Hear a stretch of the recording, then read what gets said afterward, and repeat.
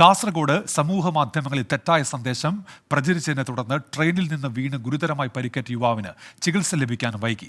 അപകടത്തിൽപ്പെട്ട കൊല്ലം കരുനാഗപ്പള്ളി സ്വദേശി ലിജോ 10 മണിക്കൂറോളമാണ് ചികിത്സ കിട്ടാതെ റെയിൽവേ ട്രാക്കിന് സമീപം കിടന്നത്. കാസർഗോഡ് ഉദിനൂരിൽ വെള്ളിയാഴ്ച രാത്രിയായിരുന്നു അപകടം. മാവേലി എക്സ്പ്രസിൽ ബംഗളൂരുവിൽ നിന്ന് കൊല്ലത്തേക്ക് യാത്ര ചെയ്യുന്നതിനിടയിലാണ് ലിജോ ട്രെയിനിൽ നിന്ന് തെറിച്ചു വീണത്.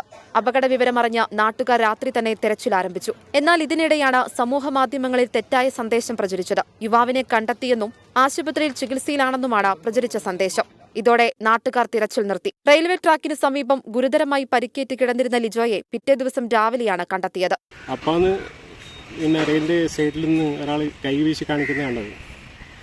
ആദ്യം എനിക്കൊന്നും മനസ്സിലായിട്ടില്ല എന്താണ് സംഭവം. പിന്നെ അയാളുടെ നടത്തത്തിൽ എന്തോ അപാകത കണ്ടപ്പം എനിക്കെന്തോ സംശയം തോന്നി. അങ്ങനെ ഞാൻ വേഗം അയാളുടെ അടുത്തേക്ക് പോയി. അപ്പോൾ പിന്നെ ഭയങ്കര തലയിലും കയ്യിലും എല്ലാം മുറിവേറ്റിട്ട് ഭയങ്കര ഒരു അവസ്ഥയിലായിരുന്നു.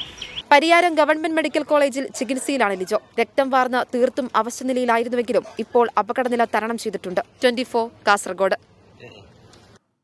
അപ്പോൾ സോഷ്യൽ മീഡിയയിലൂടെ തെറ്റായ സന്ദേശം പ്രചരിപ്പിക്കുന്നവരൊക്കെ ഓർക്കുക, ഇത്തരത്തിൽ തെറ്റായ സന്ദേശം അയച്ചാൽ അത് ചിലപ്പോൾ ജീവൻ പോലും അപകടത്തിലാക്കിയേക്കാം. അങ്ങനെ ഒരു സ്ഥിതി ഉണ്ടായി. പക്ഷേ ആ യുവാവ് രക്ഷപ്പെടുകയായിരുന്നു.